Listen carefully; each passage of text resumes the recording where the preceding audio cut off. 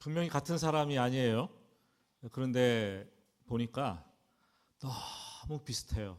소름 끼칠 정도로 비슷해요. 우리는 그럴 경우 이 사람은 싱크로율 100% 정도 되는 것 같다라고 얘기를 합니다. 마치 구약의 요셉과 신약의 예수님을 이렇게 겹쳐서 비교해 보면 100은 아니더라도 싱크로율 90% 정도 거의 비슷한 것을 발견하게 됩니다. 요셉은 형들의 미움을 시기를 받아서 은 20의 노예로 팔려가게 됩니다. 예수님은 유대인들과 종교 지도자들의 미움과 시기를 받아서 은 30에 팔렸습니다. 요셉은 채색 옷이 벗겨진 채 구덩이에 빠졌고, 예수님은 겉옷과 속옷까지 다 벗겨진 채 십자가에 달리셨습니다. 요셉이 감옥에서 두 사람 관원을 만났는데 한 사람은 살고 한 사람은 죽었습니다. 예수님께서 십자가의 양옆에 두 명의 강도를 만났는데 한 사람은 생명 구원을 얻었고 한 사람은 얻지 못했습니다. 요셉은 30세에 이집트의 총리가 되었는데 예수님은 30세부터 메시아로서의 공생의 사역을 본격적으로 시작을 했습니다. 요셉은 자신을 팔아버린 형들을 용서하고 기근으로부터 구원해 줬는데 예수님은 자기를 십자가에 못 박은 무리들을 용서하고 그들의 생명을 구원해 주셨습니다. 비슷해요? 네, 많이 비슷해요. 거의 비슷해요. 그래서 우리는 요셉을 예수님의 모형이다, 예수님의 예표다라고 얘기를 합니다. 요셉은 구약의 예수님이에요. 구약의 예수님. 우리는 창세기의 요셉을 보면서 사복음서의 예수님을 읽어내는 거죠. 여러분, 성도의 목표는 매 주일이 되면 당연하게 교회 가는 처치 고어가 되는 게 목표가 아니에요. 성도들의 목표는 세월이 가면 갈수록 점점 더 요셉이 예수님 닮은 사람으로 변화되어 가는 것처럼 내 생각과 내 말과 내 인격과 내 행동과 내 사역과 내 인생이 예수님을 많이 닮아가는 거예요. 그게 성화라고 하지 않습니까?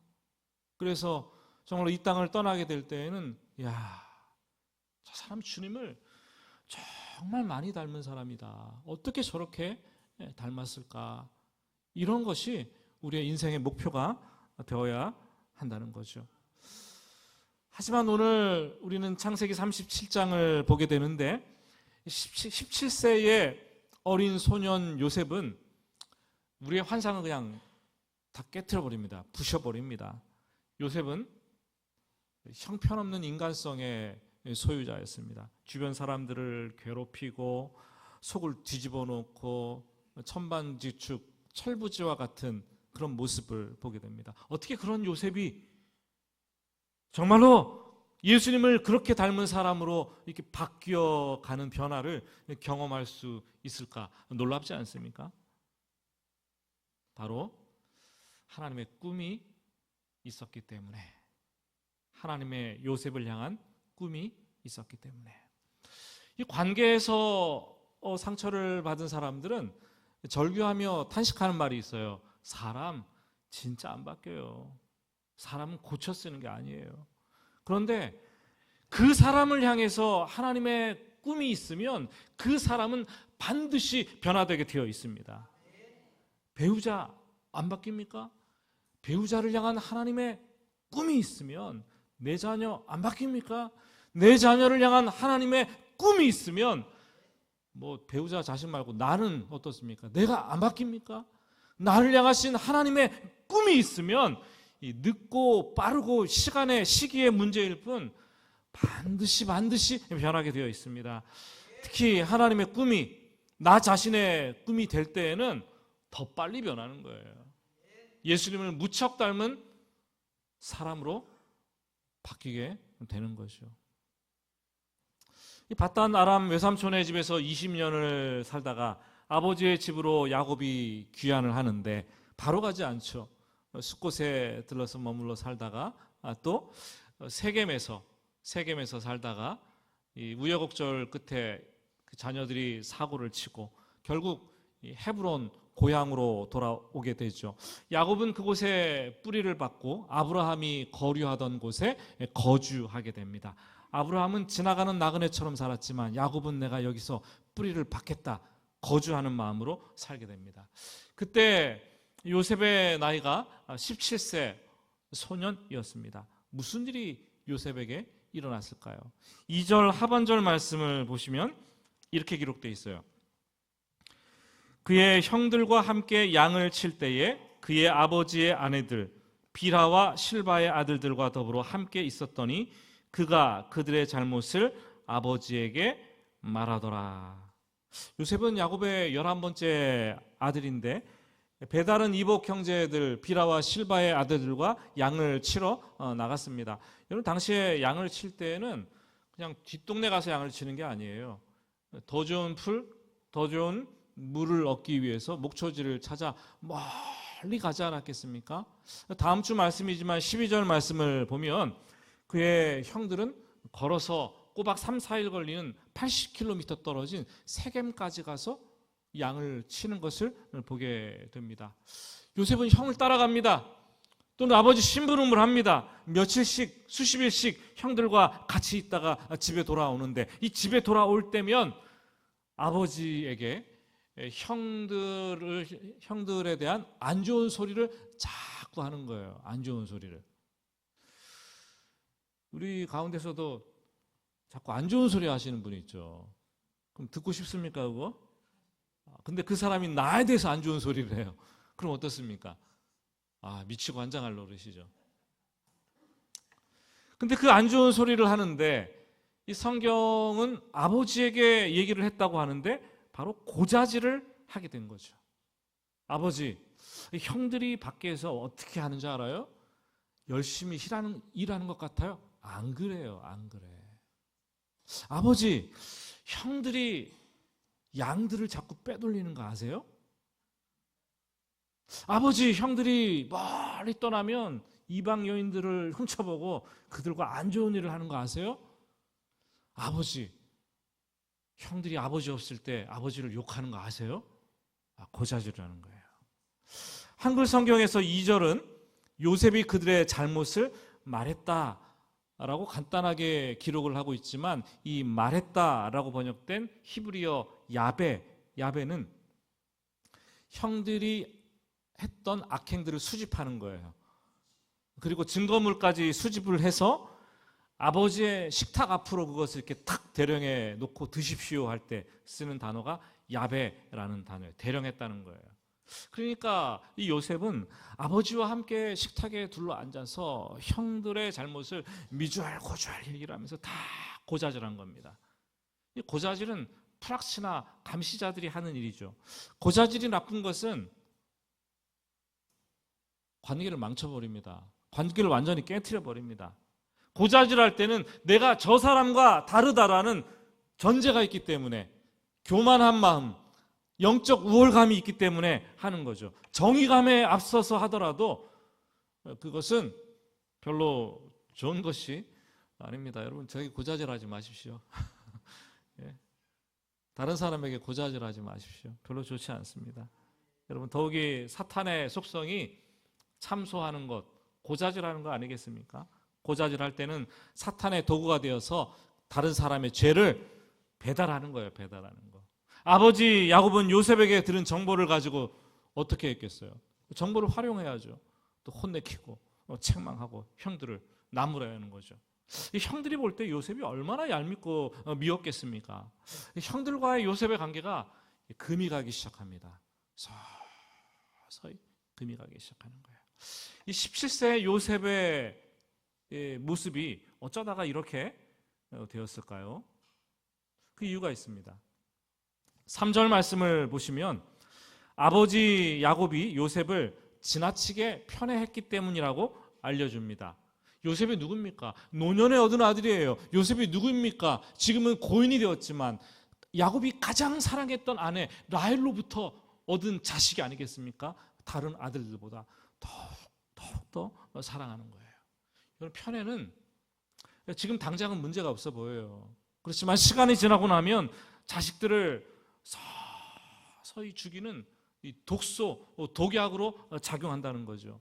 차별받은 자녀들은 상처를 입고 자존감이 극도로 바닥으로 떨어집니다. 그래서 이 아이들이 어른이 돼서도 부모의 편애를 기억하는 거예요. 그래서 그때 아버지가 이렇게 했지, 어머니가 나에게 이렇게 하지 않았어요?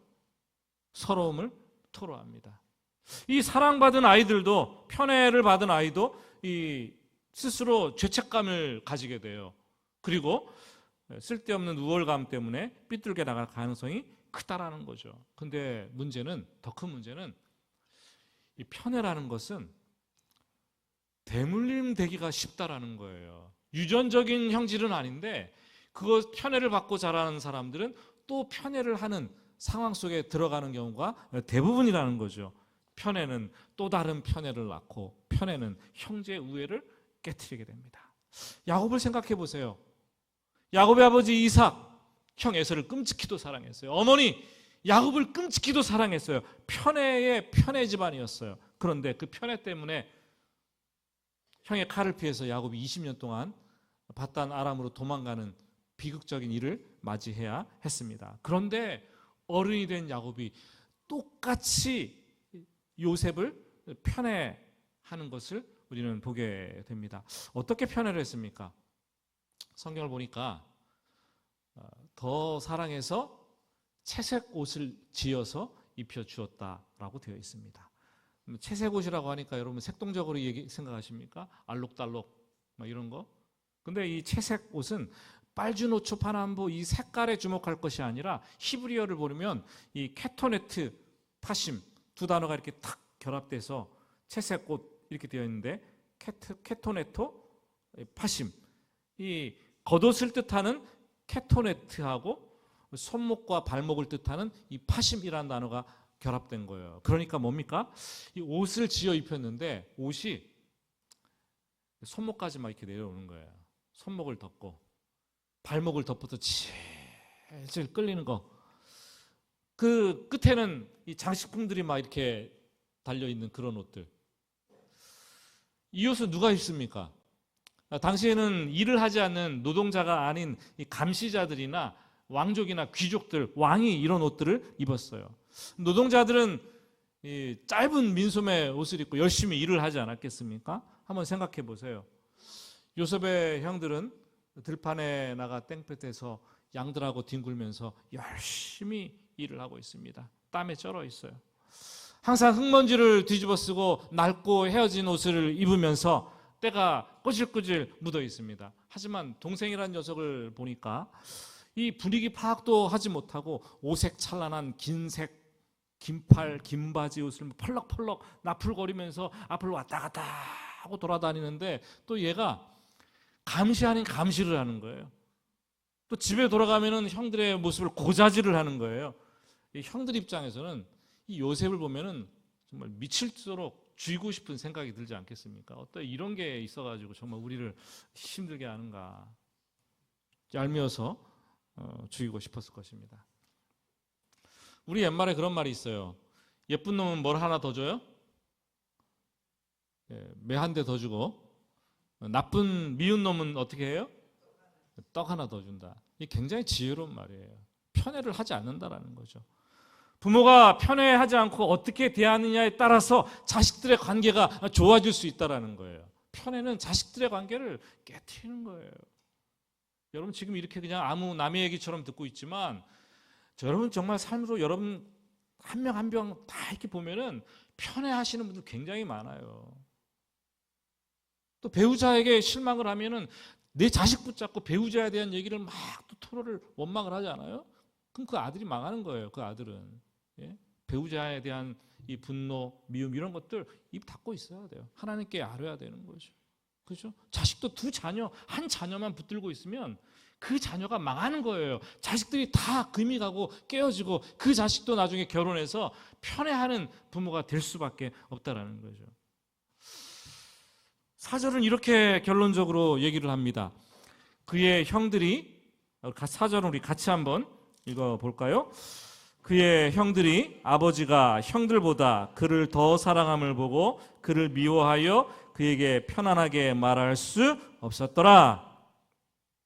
형들은 요셉을 미워했고 관계에 금이 갔기 때문에 편안하게 말할 수가 없었습니다. 편안하게 말하지 못했다. 이것을 원문을 직역을 해보면 굉장히 놀랍게 표현을 하고 있어요.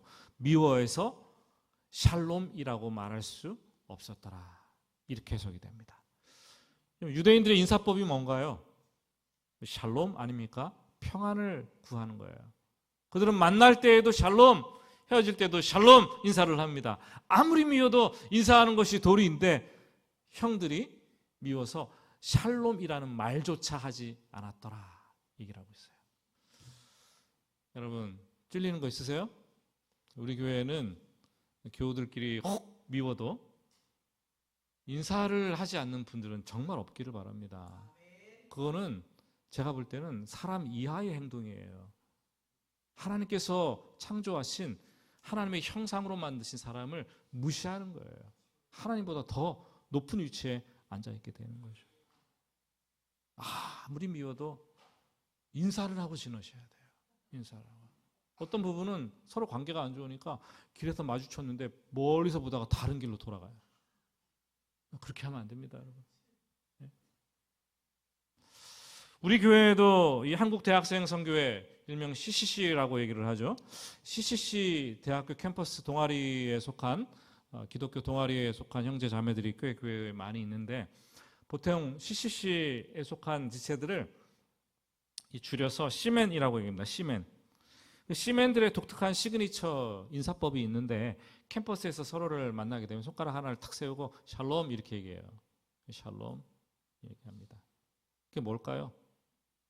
그거는 오직 예수님만이 우리의 유일한 길이요 구원자라는 뜻을 담아 서로에게 샬롬, 평안을 기원하는 인사 방법입니다. 평안을 기원하는 거죠. 여러분, 내 안에 분노가 있고 내 안에 미움이 있으면 살롬이 깨지는 거예요. 인사가 안 나오는 거예요. 안 마주치려고 서로 피해 다닙니다. 그렇게 하시면 안 된다는 거예요. 저는 부탁드립니다. 우리 교육자들, 성도들보다 먼저 인사하시기 바랍니다. 우리 장로님들, 머리를 더 많이 숙이시기 바랍니다. 우리 성도님들, 정말 사랑하는 마음을 담아서 인사하시길 바랍니다. 그게 우리가 샬롬을 전하는 그리스도인들의 방법입니다. 혹시 여러분들 사이에, 부부 사이에, 친구 사이에, 교우 사이에 샬롬이 깨진 분들이 있습니까? 인사조차 나누지 못하는 분들이 있습니까? 하나님께서 샬롬을 회복시켜 주시기를 예수님의 이름으로 축복합니다. 형들이 요셉을 미워했는데 이게 더 미워하는 사건이 생기는 거죠. 꿈 때문이었습니다. 한 번도 아니고 두 번이나 꿈을 확정해서 비슷한 꿈을 꾸는데 설상가상입니다. 5절, 그들이 그를 더욱 미워하였더라. 이 첫 번째 꿈을 꿨는데 이 밭에서 곡식단을 묶고 있는데 요셉의 단은 바짝 일어나고 형들의 곡식단은 둘러서서 큰 절을 넙죽하는 거예요. 두 번째 꿈을 꾸었는데 해와 달과 11별이 자기에게 넙죽 절을 합니다. 꿈은 꿈풀이가 생명인데 이거 풀이해야 돼요, 말아야 돼요? 안 해도 다 알아요, 이런 꿈들. 그렇잖아요? 대번에 그냥 알아챕니다. 11 형제들이 요셉에게 무릎을 꿇는다는 꿈이고 아버지와 어머니도 심지어 요셉에게 무릎을 꿇는다는 꿈이 아니겠습니까? 형들은 격분합니다. 네가 참으로 우리의 왕이 되겠느냐? 네가 우리를 다스리게 되겠느냐? 8절 말씀을 자세히 보면 마지막 부분에 이렇게 얘기합니다. 그의 꿈과 그의 말로 말미암아 그를 더욱 미워하니. 이 꿈도 꿈이지만 내용도 그렇지만 요셉이 그 꿈을 얘기하는데 그렇게 미울 수가 없다는 거예요. 그런 사람이 있잖아요. 그 사람 행동도 미운데 그 말하는 거 왜 이렇게 미워? 말투도 미운 사람이 있어요. 그죠? 지금 그렇다라는 거예요. 특별히 요셉이 꿈 얘기를 이렇게 설명하는 원문을, 성경을 이렇게 보면은 희네라는 보라, 와, 한번 봐라, 막 이런 거 감탄사가 3번이나 들어가 있습니다. 그러니까 그런 거죠. 와, 한번 봐봐 형들. 형들의 곡식단이 나에게 절을 했어. 놀랍지 않아? 와, 형들 한번 봐봐. 내 단은 번쩍 일어났는데 형들의 단은 절을 하고 심지어 해와 달과 별들도 나에게 절을 했어. 와, 자기 얘기를 하는데 스스로 감탄하면서 막 탐복하면서 칩이 많으도록 막 얘기를 하는 거죠. 여러분, 안 그래도 채색 옷을 입고 눈앞에서 나풀거리면서 다니는 게 미워 죽겠는데, 고자질하는 것이 미워 죽겠는데, 꿈 얘기를 하는데 이건 아니지 않습니까, 여러분? 말투까지 미운 거예요. 17세면 집안의 분위기도 다 알고 눈치도 있어서 다 알아야 되는 거 아닙니까? 그럴 나이예요, 17세면. 그런데 요셉은 눈치 제로, 공감 제로, 자랑질은 끝판왕. 정말 우리가 17세 소년 요셉은 이런 형편없는 인간성을 가진 사람이었어요.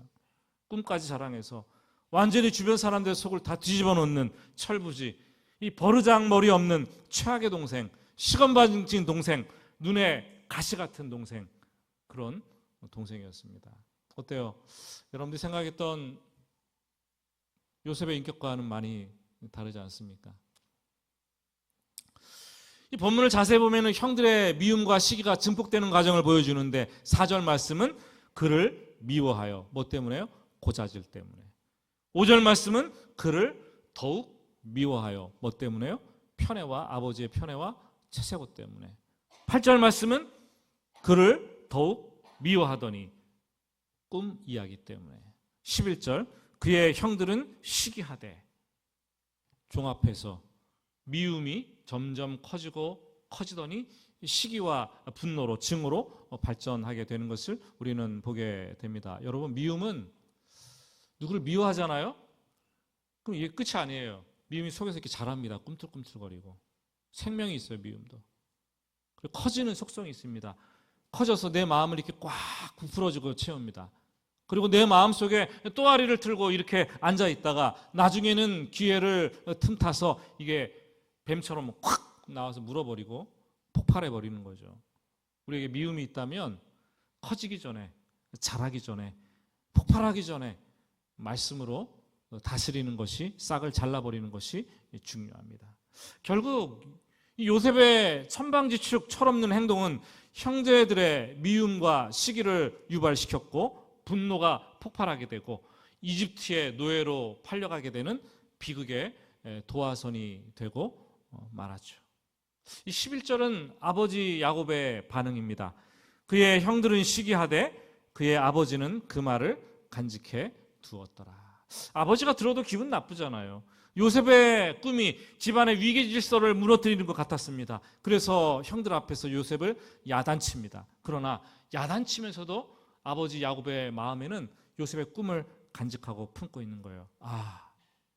하나님께서 요셉에게 주신 예언자적인 어떤 꿈이 아닐까? 요셉은 과연 어떻게 될까? 우리는 알고 있어요. 요셉의 꿈은 앞으로 이집트의 총리가 되어서 어떻게 살 것인지를 보여주는 하나님의 계시라는 것을 알고 있습니다. 여러분, 17세 소년이었던 요셉을 오늘 말씀을 통해서 보았는데 예수님과 얼마나 닮았습니까? 싱크로율이 몇 프로 같아요? 몇 프로 같아요? 별로 닮지 않은 것 같습니다. 제로 아닌가 싶습니다. 이기적이고 독선적이고 천방지축 철부지 요셉. 그런데 하나님께서는 그 요셉을 아버지 야곱, 아브라함과 이삭과 아버지 야곱의 대를 이어서 하나님의 언약을 계승할 제목으로 선택하셨다라는 거예요. 요셉이 잘나서가 아니라는 거예요. 어떻게 보면 요셉의 12아들 가운데 요셉은 가장 형편없는, 가장 볼품없는 인격을 가진 아들이었는지도 모르겠습니다. 근데 우리는 요셉을 하나님께서 언약의 도구요, 믿음의 계승자로 택했다는 것을 성경을 통해서 보게 되는데 그 선택하신 이유가 무엇입니까? 알 수 없어요. 알 수 없어요. 전혀 감을 못 잡겠습니다. 저와 여러분도 예수님께서 구원하시기로 선택하신 것들, 하나님의 일방적인 선택, 하나님의 은혜, 하나님의 절대 주권 아닙니까? 그래서 우리가 그냥 감사할 수밖에 없는 거예요. 왜 나 같은 죄인을 구원하셨습니까? 감사할 수밖에 없는 거죠. 근데 문제는 하나님께서 요셉을 언약의 도구로 사용하시겠다라고 선택을 하시고 꿈까지 2번이나 겹쳐 꾸게 하셨는데, 그리고 2번 꾼 것은 확정하셨다는 거 아니에요, 하나님께서? 그런데 하나님께서 어떻게 요셉을 이집트의 총리가 되게 하실 건가? 하나님께서 어떻게 야곱의 가족을 기근의 때에 이집트로 보내서 아브라함에게 꿈에 보여주셨던 것처럼 400년 동안 보호하게 하셨다가 큰 민족이 되게 하시고 출애굽을 하게 하실 것인가? 하나님의 큰 그림 아니에요? 그럼 먼저 요셉을 보내야 되는 거 아니겠어요? 이집트로 보내야 되는 거. 이 하나님의 막연한 계획을 이루기 위해서 요셉을 먼저 일단 꿈을 꾸게 하십니다. 요셉이 어렴풋이 알게 하는 거예요. 그리고 요셉을 이집트로 보내시는데, 이집트로 보내기까지 형들이 크게 일조했어요. 요셉의 고자질, 아버지의 편애, 형들의 증폭되는 미움과 시기, 이 부정적인 가정의 모든 것들을 다 끌어모아서 하나님께서 사용하셔서 자신의 역사를 이루어 가시는 것을 보게 됩니다. 앞으로 보게 되겠지만 요셉은 그 자랑스럽게 나풀나풀거리면서 입고 다니는 채색옷 벗겨질 거예요. 벗겨지는 아픔을 경험할 겁니다.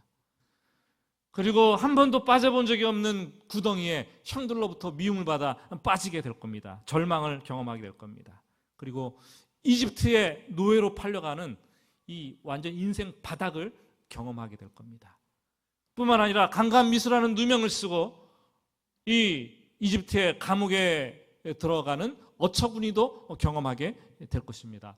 하지만 하나님은 이 요셉의 고자질부터 형들의 아버지의 편애와 형들의 시기와 미움부터 시작해서 이후의 모든 사건들을 다 이렇게 합력하여서 선을 이루고야 마시는 분입니다. 이것을 믿는 것이 우리의 믿음이에요. 그렇기 때문에 우리가 아무리 절박한 상황과 환경에 있다 하더라도 하나님께서 나를 빚으셔서 어딘가 목적지로 이끌어 가실 것이고, 나를 어떤 방향을 가지고 데리고 가셔서 목적지에 도착하게 하실 것이다 라는 그 믿음 반드시 있어야겠죠. 우리는 당황하지 말아야 돼요. 하나님은 천방지축 망나니 같은 이 요셉에게 하셨던 것처럼 나를 향한, 여러분을 향한, 각자를 향한 꿈을 가지고 계십니다. 그리고 어느 순간, 어느 때가 되면 그 꿈을 내가 꾸면서 그 꿈을 알아차리게 하실 거예요. 그리고 하나님께서 그 꿈을 본격적으로 꿈 프로젝트를 가동하실 텐데, 그러면 나는 더 이상 채색 옷을 입을 수 없어요. 벗어야 됩니다. 고향집에서 안락하고 편안하게 쉴 수가 없습니다. 어느 날 이 집에서 이 마당에 나갔다가 보니까 개미들이 이렇게 줄지어 쭉 가는 거예요. 개미 굴들이 왜 이렇게 많은지 보니까 개미 굴을 향해서 개미들이 줄지어 쭉 갑니다. 근데 거기서 제가 무릎 꿇고 있다가 쭈그려 앉았다가 개미 한 마리를 이렇게 번쩍 들어 올렸어요. 그 개미가 알까요, 모를까요? 개미에게 무슨 일이, 평안하게 살았는데 일이 일어난 거죠. 마치 하나님께서 나를 지켜보시다가 핀셋으로 콕 찍어가지고 이렇게 들어 올리실 때가 있어요. 그러면 요셉처럼, 욥처럼 고난을 통해서, 연단을 통해서 나의 형편없는 성품, 나의 미성숙한 인격을 단련시켜 가시기를 시작하는 거죠. 요셉이 스스로 혼자 변화되었습니까? 불가능합니다. 광야에 서지 않으면 도저히 변화는 불가능합니다. 고난의 시간, 충격의 사건이 없으면 변화는 도저히 불가능합니다. 나중에 알게 되겠지만 그런 훈련 과정은 요셉을 이집트의 총리로 세워가시는 하나님의 축복의 통로였다는 거예요. 말씀을 맺습니다.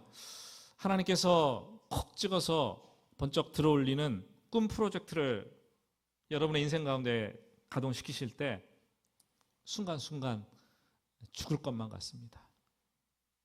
정말 고난과 연단은 감당하기 어려울 수도 있어요. 그런데 요셉이 잘한 것이 있다면 하나님께서 이끌어 가시는 길, 하나님께서 인도해 가시는 방향성이 무엇인지 발견하고 그것을 묵묵히 순종하며 믿음의 길을 걸어갔다라는 거예요. 이 카일 아이들먼의 이 나의 끝 예수의 시작이라는 책을 보면은 눈사태가 일어났을 때 살아남을 수 있는 생존 전략이 무엇인가를 가르쳐 주고 있습니다. 보통 눈사태가 일어나서 눈에 이렇게 푹 파묻히면 사람들은 무조건 사력을 다해서 막 이렇게 위를 파헤친다라는 거죠. 위로 올라가려고 합니다. 그게 살 것이라고 생각을 한다는 거죠. 근데 그렇게 하면 큰일 난다라는 거예요.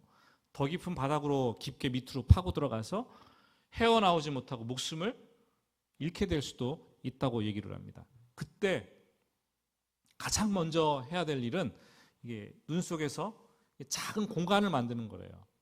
이 에어 포켓, 숨 쉴 수 있는 공간을 이렇게 작은 공간을 이렇게 만들고 그리고 고개를 들어서 침을 뱉는 거예요. 침을 뱉는 거.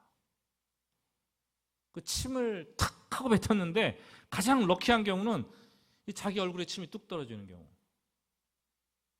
그러면은 어디를 파야 돼요? 자기 얼굴 위를 파면 되는 거예요. 만일 침이 뱉었는데 오른쪽으로 툭 떨어졌어요. 그럼 어디를 파야 돼요? 왼쪽을 파면 되는 거예요. 침이 떨어지는 것은 중력의 방향으로 바닥으로 떨어지기 때문에 반대 방향을 팔 때 눈 밖으로 빠져서 나갈 수가 있게 되는 거죠. 침이 자기 얼굴에 떨어지면 얼마나 불쾌합니까? 그러나 그것으로 자기가 어디로 가야 되는지 이 방향을 파악하고 어디가 살 길인지를 분별할 수 있다라는 거예요. 여러분 살다 보면 요셉처럼 인생이 다 끝났다, 끝이라고 생각되는 사건, 사고, 아니 사태를 만날 때가 있습니다. 그때 우리는 하나님께서 보여주시는 길이 있어요. 그냥 무작정 우리가 막 파헤치고 살겠다 그러면 안 돼요. 하나님께서 보여주시는 길, 하나님께서 보여주시는 인도하시는 방향성이 있습니다. 그걸 잘 파악해서 따라가야 되는 거죠. 그렇게 따라가다 보면 하나님은 분명히 요셉 같은 나를 하나님의 사람으로, 인격적인 사람으로, 예수님 닮은 사람으로 변화시키실 것이고 당신의 꿈을 나를 통해서 이루시는 축복의 자리에 앉게 하실 것입니다. 그런 요셉과 같은 그런 길을 걸어가는 여러분들 되시기를 주님의 이름으로 축복합니다. 우리 같이 기도하겠습니다.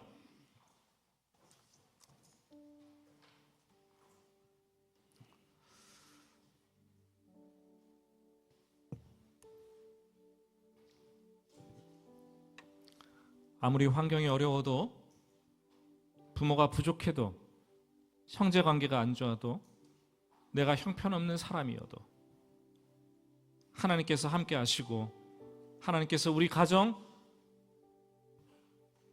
우리 배우자, 자녀, 나를 향한 꿈을 꾸시면 모든 것이 합력하여 선을 이루실 줄 믿습니다.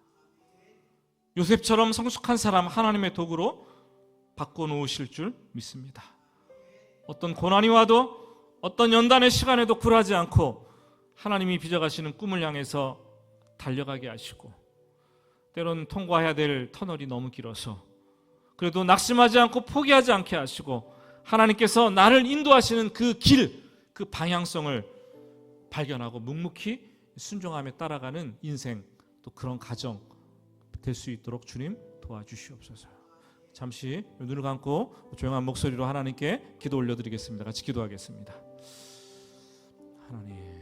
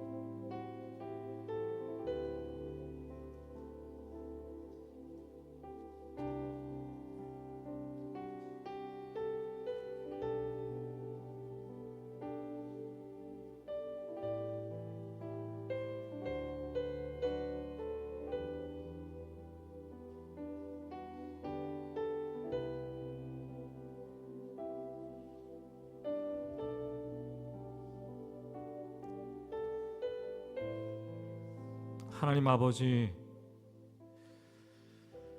우리 가정이 길을 잃은 듯 헤매고 있는 분들이 있습니다. 하나님, 내 인생이 어디로 가야 될지 길을 잃은 듯 방황하는 분들이 있습니다. 사건과 사고와 고난과 연단 가운데서 어디로 가야 될지 몰라 생을 끝내야 되나 고민하는 분들도 있습니다. 하나님 아버지, 그러나 하나님께서 나이를 향한 꿈을 꾸시고 배우자를 향한 꿈을 꾸시고 자녀들을 향한 꿈을 꾸시며 우리 가정을 향한 꿈을 꾸신다는 것을 오늘 알았습니다. 그 꿈이 나의 꿈이 되게 하시고 고난과 연단을 통해서 변화되어 가며 하나님의 길과 방향성을 찾아가며 하나님의 사람으로 빚어져 가게 하여 주시옵소서. 그래하여 하나님께서 원하시는 축복의 통로를 통과한 이후에 축복의 자리에 설 수 있는 은혜를 허락하여 주시옵소서. 예수님의 이름으로 기도드립니다. 아멘.